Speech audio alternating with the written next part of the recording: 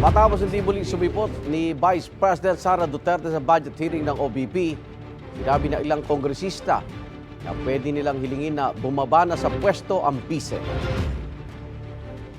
You're asking her to resign. Kung hindi na po siya interesado sa kanya pong duties and functions as the Vice President, we can ask the Vice President to step down. Is that the sentiment of the entire House? Well, that's clearly the clear sentiments being shared by a lot of members. Giit ng ilang kongresista ang hindi pagsipot ni Vice President Duterte sa budget hearing ay betrayal of public trust. Nitong Lunes, dapat isasalang sa plenaryo ang budget ng OBP pero hindi sumipot ang bise dahil pinauubayan na raw niya ito sa mga mambabatas. Ayon kay House Deputy Speaker David Suarez, may ipinadalang kinatawan ng bise pero hindi raw sila otorisadong magsalita para sa OBP. Wala pang sagot dyan si BP Duterte pero nilinaw ng kanya opisina na hindi nila pinaghintay ng 17 oras ang mga kongresista.